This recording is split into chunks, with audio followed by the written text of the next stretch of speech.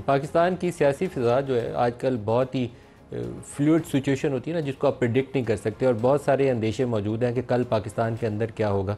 ऐसे में ही पहले एक ख़बर ये थी कि कल एक काबीना का इजलास होगा। ये ख़बर सरकारी ज़राए से पहले चलाई गई, जिसमें पाकिस्तान तहरीक-ए-इंसाफ़ को बैन करने के हवाले से काबीना गौर करेगी या उसके ऊपर फ़ैसला साजी करेगी। उसके बाद दूसरी खबर आई कि आज डीजी ISPR प्रेस कॉन्फ्रेंस करेंगे। तो प्रोग्राम का आगाज़ पहले ये ISPR की प्रेस कॉन्फ्रेंस वाली जो खबर है इसी से करते हैं। डीजी साहब ने प्रेस कॉन्फ्रेंस के अंदर 3-4 बड़े नुकात की निशानदेही की, और बाद चीज़ें ऐसी थी जिनकी वजाहत दरकार थी, उसकी वजाहत भी की। जैसे अज़्म इस्तेहकाम ऑपरेशन जो है, इसकी नोयत क्या है, बड़ा तफसील के साथ, बल्कि प्रेस कॉन्फ्रेंस का बड़ा हिस्सा उन्होंने उसी के ऊपर सर्व किया। फिर इसी प्रेस कॉन्फ्रेंस के दौरान में, जहाँ पर बहुत सारे वो इशूज़ एड्रेस कर रहे थे, उन्होंने टेरर और क्राइम का नेक्सस जो है इसके ऊपर भी बड़ी तफसील से बात की, स्मगलिंग का जिक्र किया। बाज़ चीज़ें ऐसी थी जिससे बहुत सारे सवालात जो है वो जन्म लेते हैं। बॉर्डर के ऊपर जो स्मगलिंग होती है, ये लॉ इन्फोर्समेंट का काम है। ईरानियन बॉर्डर के ऊपर रोज़ाना 2-2.5 हज़ार गाड़ियाँ तेल भर के पाकिस्तान में आती हैं, और हमारी आंखों के सामने होता है, लेकिन हमारी आंखों में उस वक्त पट्टी बंदी होती है। हमें पता नहीं चलता कि 2-2.5 हज़ार गाड़ी ये पाकिस्तान में कैसे आई, जिसकी वजह से पाकिस्तान की जो ऑयल कंजम्पशन है, जो इंपोर्ट होता है ऑफिशियली ऑयल, वो 10-15%, 20% उसमें कमी आ जाती है। इतना तेल जो है पाकिस्तान में स्मगल होकर आ रहा है। किसकी रिस्पॉन्सिबिलिटी है? रियासत पाकिस्तान की, जिसमें हुकूमत और लॉ इन्फोर्समेंट और फ़ौज और लॉ इन्फोर्समेंट एजेंसीज ये सारे शामिल हैं। फिर अफ़गान बॉर्डर, जिसके ऊपर से 2 चीज़ें स्मगल होती हैं। एक तो अशिया स्मगल होती हैं, दूसरा यहाँ से डॉलर जाता है स्मगल होके अफ़गानिस्तान, और तीसरा सबसे बड़ी ख़तरनाक चीज़ जो है टेरर स्मगल होकर पाकिस्तान आता है, जिसमें पाकिस्तानी कौम के बच्चे शहीद होते हैं। ये किसकी रिस्पॉन्सिबिलिटी है? बॉर्डर के ऊपर जो बाड़ लगाई गई, ये इसलिए लगाई गई थी कि इस चीज़ों को, जो इलीगल एक्टिविटी है, इसको रोका जा सके। क्यों नहीं रुकी? फिर इसी तरीके से उन्होंने कहा कि मदारस की रजिस्ट्रेशन, 22,000 मदारस है, 16,000 रजिस्टर हुए हैं, बाकी नहीं हुए। ये हुकूमत और दोबारा लॉ इन्फोर्समेंट की दोबारा नाकामी है। हुकूमत अकेली इन अदारों की रजिस्ट्रेशन नहीं कर सकती, और फ़ौज अकेली की भी ज़िम्मेदारी नहीं है। तो कलेक्टिवली हमें इस फेलियर को मानना चाहिए कि पाकिस्तान में ये काम हो रहा है और हम इसके ऊपर चुप हैं। बेशुमार ऐसी चीज़ें हैं जिसमें माजी की कोताहियों के ऊपर आज हम पर्दा डालने की कोशिश करते हैं। जैसे ये आर्म्ड आउटफिट्स हैं, मुसल्लह जत्थे हैं, ये पाकिस्तान में कैसे मार्ज़ वजूद में आए और पाकिस्तान में खून रेज़ी क्यों शुरू हुई? हमें पता है कि आज से 30-40 साल पहले कुछ ऐसे फ़ैसले किए गए थे जिससे पाकिस्तानी सरज़मीन के ऊपर ये क्लाशनकोव भी आई, ड्रग्स भी आई, ये मुसल्लह जत्थे, जैश, लश्कर सिपाह भी बने। आज हम कहते हैं ये माजी की गलतियाँ, हमारा कसूर नहीं है, हमारा सबका कसूर है। उस वक्त के पॉलिटिशियंस और हुकूमत का भी, और उस वक्त की इस्टेब्लिशमेंट का भी, और आज की हुकूमत और इस्टेब्लिशमेंट का भी। ना माने तो ये और बात है कि हम आंखें बंद करके कहें मेरी जिम्मेदारी नहीं है, उंगली दूसरे की तरफ उठाएं, अपनी तरफ ना देखें, लेकिन कलेक्टिव रिस्पॉन्सिबिलिटी है और कलेक्टिव फेलियर है जिसको मानना चाहिए, और इसका हल भी कलेक्टिव ही निकलेगा। अगर ये कोई फ़र्द समझता है कि एक दूसरे की तरफ उंगली उठा के इसका हल निकलेगा, तो नहीं निकलेगा। पाकिस्तान में 2-3 साल से, बल्कि पिछले 7-8 साल से इंतशार जारी है। पहले नया पाकिस्तान के नाम के ऊपर तहरीक इंसाफ को खड़ा करने का तजर्बा शुरू किया गया, फिर उसको गिरा के PDM को खड़ा करने का तजर्बा किया गया। तो उससे हर एक चीज़ से पाकिस्तान में फसाद फैला है, इंतशार फैला है। इंतखाबात ऐसे हुए हैं जिसको मानने पे कोई तैयार नहीं है। ना एज ए जर्नलिस्ट मैं मानता हूँ, ना कोई सियासी जमात मानती है, और अब अदालतों के सामने मामला है, और अदालतों से भी अंदेशा ये है कि कुछ ऐसा ही ना कह दें, इसलिए कुछ और होने का भी खतरा मौजूद है। तो ऐसी सूरत हाल में क्या पाकिस्तान आगे चलेगा? बड़ी मुश्किल बात है। 2-3 स्टेटमेंट्स हैं जो DG साहब के आपको सुनाऊंगा, फिर गुफ्तगू का सिलसिला भी इसको आगे बढ़ाएंगे। इंतशारी टोला, वो तहरीक इंसाफ का उन्होंने पूरा नाम तो नहीं लिया, लेकिन तहरीक इंसाफ का दूसरा नाम उन्होंने सियासी इंतशारी टोला रखा है। पाकिस्तान में ये इंतशार और फस्तायत, अगर इसकी मिसालें ढूंढनी हो तो हमें 3-4 चीज़ों को सामने रखना चाहिए। फ़ौज के ऊपर या GHQ के ऊपर और कोर्ट कमांडर हाउस के ऊपर अटैक यकीनन उसमें से एक अहम कड़ी है। आप ये रियासत की अलामतें हैं ये अदारे, उसमें PTV स्टेशन भी शामिल है। PTV स्टेशन पे जब हमला किया गया, पार्लिमान जो मदर ऑफ़ ऑल इंस्टीट्यूशन है, डेमोक्रेसी में उसकी माँ है सारे इदारों की, उसके ऊपर जब अटैक किया गया, उसके मनसूबा साज कौन थे? उसको कुटहरे में कौन लाएगा? कौन हिम्मत करेगा? अगर किसी में हिम्मत है तो उसका जवाब दे कि कभी उसको कोई कुटहरे में ला सकता है? नहीं ला सकता। सुप्रीम कोर्ट बिल्डिंग को जब स्टॉर्म किया PMLN ने, वो भी रियासत का एक सिंबल है, अदारा है, उसके ज़िम्मेदारों को कौन कुटहरे में लाएगा? क्या ये बात दुरुस्त नहीं है कि पंजाब हाउस में जिन लोगों ने मनसूबा साजी की थी वो आज हुकूमत में? अगर इसका जवाब आप सच में नहीं कोई बता सकता तो फिर हम इसका हल भी नहीं कभी ढूंढ सकेंगे। आज इमरान खान का, आज जर्नलिस्ट के साथ जब उनका इंटरेक्शन हुआ अडयाला के अंदर, तो इमरान खान का एक बयान सामने आया जो मुख्तलिफ़ शक्लों में, हमारे पास कैमराज़ के ऊपर उनकी जब अदालत के अंदर पेशियाँ होती थी तो लफ्ज़ आगे पीछे करके वो मुख्तलिफ़ शक्लों में कैमरे के ऊपर रिकॉर्डेड स्टेटमेंट पहले भी मौजूद है, जिसमें वो कहते हैं कि जब मुझे पकड़ा जाएगा तो एहतजाज कहाँ होगा? एहतजाज वहीं होगा ना जहाँ फ़ौज या रेंजर्स पकड़ेगी, तो एहतजाज तो उनके भी दफ्तरों के बाहर होगा। इससे मिलते जुलते अल्फाज में उनके बयानात माजी के अंदर मौजूद हैं। लेकिन आजकल हमारी, क्योंकि पैमरा बहुत अक्लमंद है, उसने कहा हुआ ऐसी कोई चीज़ नहीं चलाएँगे तो हम नहीं चलाते, चलाऊँगा तो मेरे चैनल के लिए मसाइल होंगे। लेकिन आज उन्होंने रिपोर्टर से जो बात की है, उन्होंने कहा है कि पुरअमन एहतजाज की बात की थी मैंने, जब 9 मई से कबल, 9 मई के वाक़या से कबल उनको गिरफ़्तार किया गया, तो मैंने पुरअमन एहतजाज की कॉल दी थी GHQ के बाहर। ये बराह रास्त एक कन्फेशन है जिसको आगे चल के प्रोग्राम के अंदर हम आज डिस्कस भी करेंगे। नॉन कस्टम पेड गाड़ियाँ हों या बेनामी प्रॉपर्टीज़ हों, हमारी एलीट उसके अंदर इन्वॉल्व है। आप 10 बड़े शहरों का सर्वे कर लें, पार्लिमान को उसके अंदर शामिल रखें जब भी करें, तो देखें कि non custom paid luxury vehicles कौन चलाता है पाकिस्तान में, और बेनामी प्रॉपर्टीज़ 10 बड़े शहरों का सर्वे कर लें, कराची, लाहौर, इस्लामाबाद, फैसलाबाद, पेशावर, कोयटा, आप इन शहरों को शामिल करके देखें बेनामी प्रॉपर्टीज़ ओन कौन करता है, उसको अटैच करें, सारी प्रॉपर्टीज़ को भग के सरकार जब्त करें, और सारी गाड़ियाँ जहाँ जहाँ खड़ी हैं उनको पुलिस वालों को ऑर्डर करें कि वहीं जब्त कर ली जाए। कैसे साफ़ नहीं होगी? जहाँ विल हो वहाँ रास्ता होता है, जहाँ विल ना हो वहाँ रास्ता नहीं होता। Collective responsibility and collective failure.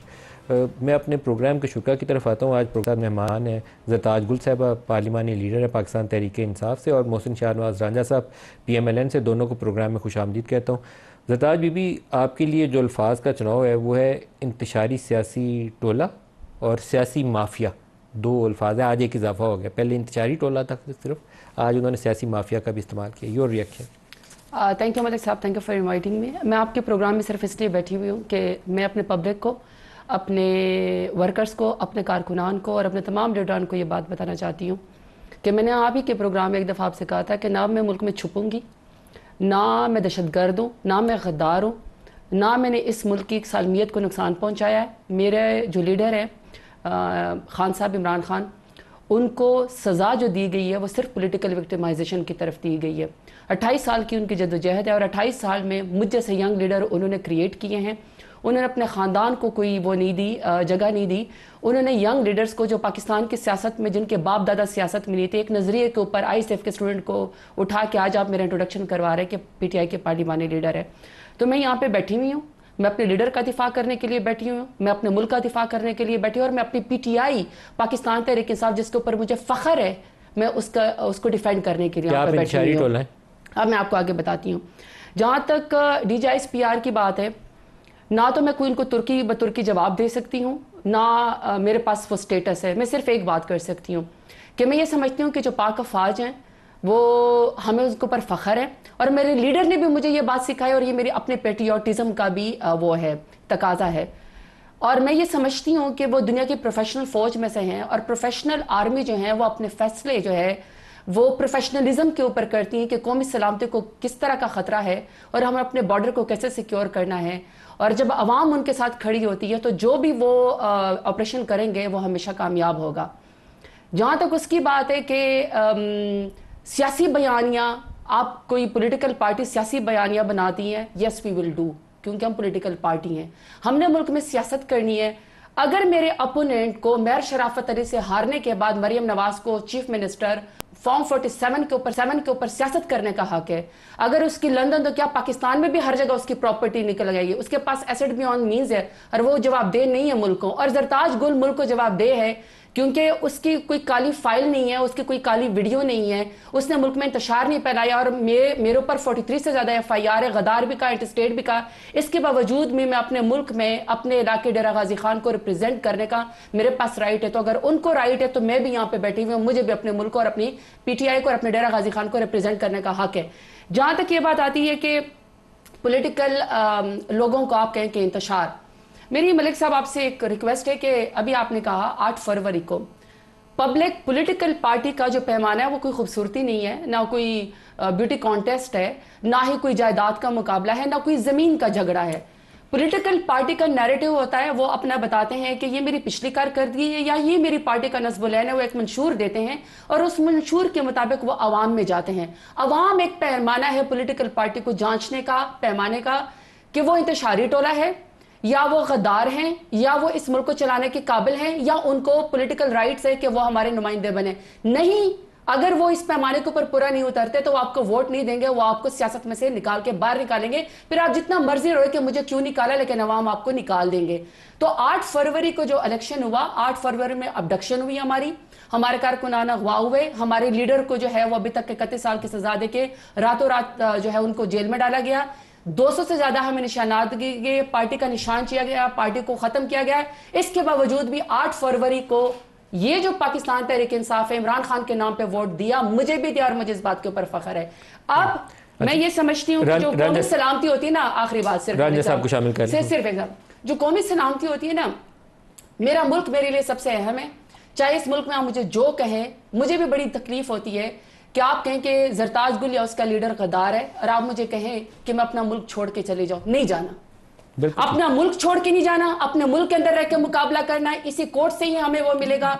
दोबारा वजीर आजम बन के आएंगे, आप हमें कोई वेक स्टेटमेंट देके हमें आप सियासत से बाहर नहीं कर सकते। आप हमें माइनस करेंगे, इमरान खान को अवाम प्लस करती है। कौमी सलामती ये है कि खवातीन को सड़कों के ऊपर ना घसीटा जा रहा है। कौमी सलामती ये है कि आप अवाम को माइनस ना करें। 8 फरवरी को अवाम ने वोट दिया, आप उसको माइनस करना चाहते हैं। नौजवान, एक सेकंड, आखिरी बात, नौजवानों को माइनस ना करें। नौजवान आपके मुल्क का मुल्क छोड़ के जा रहे हैं, उनको यहाँ पर रहने दें। So I am here to defend my party. Ranja साहब, जो आज जो DGISPR की प्रेस कॉन्फ्रेंस है, उसके साथ एक खबर सरकारी जराए से हमारे पास ये थी कि कल काबीना ने पाकिस्तान तहरीक इंसाफ के ऊपर पाबंदी वाली जो तजवीज़ है उसके ऊपर गौर करना है। बाद में अभी पता चला कि शायद वो मीटिंग पोस्टपोन हो गई है। कोइंसिडेंस है या कोई चीज़ें आपस में आप लोग कोऑर्डिनेट कर रहे हैं? देखिए, जहाँ तक काबीना में उसका मुलतवी होने का सवाल पैदा होता है, उसके बारे में मेरे इल्म में नहीं है कि वो क्यों मुलतवी हुई है या उसकी क्या वजूहात है। लेकिन यकीनी तौर पे अगर इसको बैन करने का मामला है, देखिए पाकिस्तान के आइन में एक चीज लिखी, वाज़ेह तौर पे लिखी कि जब भी कोई अंसर या कोई अनासर या कोई जमात या कोई फर्द या इफराद जब भी मुल्क की सलामती के लिए खतरा साबित होंगे तो उनके खिलाफ कार्रवाई की जा सकती है। यहाँ पर भी यही सूरत हाल है कि यहाँ पर अगर इमरान खान 9 मई में, उनकी जमात 9 मई में मुलव्वस है और उनके खिलाफ पूरे शवाहिद मौजूद हैं, उनके एविडेंसेस मौजूद हैं, उनकी जियो फेंसिंग की लोकेशन मौजूद हैं, उनकी पब्लिक स्टेटमेंट्स मौजूद हैं, वीडियो क्लिप्स मौजूद हैं, तो फिर उनको ट्रायल क्यों ना किया जाए। देखिए, कानून आइन अगर पाकिस्तान की आवाम के लिए है तो कानून आइन पाकिस्तान के अदारों के तहफ़्फ़ुज़ के लिए भी है। पाकिस्तान के कवानीन पाकिस्तान की अफराद की, पाकिस्तान के शहरियों को भी तहफ़्फ़ुज़ करते हैं और पाकिस्तान के अदारों का भी तहफ़्फ़ुज़ करते हैं। अब बात यह है, लेकिन जब आप ये कहते हैं कि अगर सबूत हो तो कार्रवाई की जानी चाहिए, तो आपके पास सबूत की नौयत क्या है? मुझे पता चला है कि आपके पास कुछ ऐसे ऑडियो वीडियो रिकॉर्डिंग मौजूद हैं ज़मान पाक लाहौर की, जिसकी बिना के ऊपर, और कुछ ऐसे गवाह शायद मौजूद हैं पार्टी के अंदर से जो वादा माफ गवाह बनेंगे, जिसकी बिना के ऊपर एक 9 मई का नया मुकदमा तैयार किया जा रहा है। Is it true? देखिए, ये बिल्कुल भी दुरुस्त बात है और ये तो बहुत पुरानी, देखिए तहरीक इंसाफ के साथ जो रवैया अभी इख्तियार किया जाता है, जिसके ऊपर ये लोग एहतजाज करते हैं, उसकी आप कह रहे हैं ये दुरुस्त बात है? जी, ये दुरुस्त आप कह रहे हैं ये दुरुस्त बात है कि ऑडियो वीडियो रिकॉर्डिंग्स भी हैं और गवाह भी मौजूद है? जी बिल्कुल, वो भी हैं, इनके गवाह भी हैं, वादा माफ गवाह भी हैं, और सिर्फ ये अदालती जो पेचीदगियां पैदा हो रही है ना, उसकी वजह से ये ट्रायल रुक गए। वो सारा एविडेंस जो है, मेरा ख्याल से विदाउट एनी डिले, जिसने किया है और जिसने नहीं किया, जो बेगुनाह है उसको बेगुनाह होना चाहिए, जो गुनाहगार है उसके खिलाफ कार्रवाई होनी चाहिए, उसमें कोई कमी बेशी जो है वो नहीं रहने देनी चाहिए। और अगर जमात जो है एट अ लार्जर स्केल, एक मेजॉरिटी जमात के जो लोग हैं वो इन कार्रवाइयों में मुलव्वस पाए जाते हैं, तो जमात का भी जो मुकदमा है वो कमजोर हो जाता है और जमात के खिलाफ भी बैन होने वाला जो मुकदमा है वो ज्यादा मजबूत हो जाता है। तो ये सब चीजें पाकिस्तान के कवानीन में दर्ज हैं, पाकिस्तान के आइन में दर्ज हैं, ये कोई नई बात नहीं है। तहरीक इंसाफ का जो सबसे बड़ा खतरा, जो सबसे बड़ी गलती बुनियादी तहरीक इंसाफ ने की है और जमहूरियत को सबसे ज्यादा खतरा इन्होंने पहुंचाया है। RTS हमारा भी बिठाया गया था, हमारे पास भी इस तरह की ऑप्शन मौजूद थी, लेकिन ये इस हद तक चले जाना कि आप अपने ही अदारे और तंसीबात को आग लगाना शुरू कर दें, लोगों पे हमलावर शुरू हो जाए, ये रवैया किसी भी सियासी जमात का नहीं होते। सियासी जमातें अपनी जो जंग है वो आइन और कानून के दायरे के बीच में खड़े होकर करती हैं। देर हो जाती है, देर होती है, लेकिन सवेर भी जरूर होती है।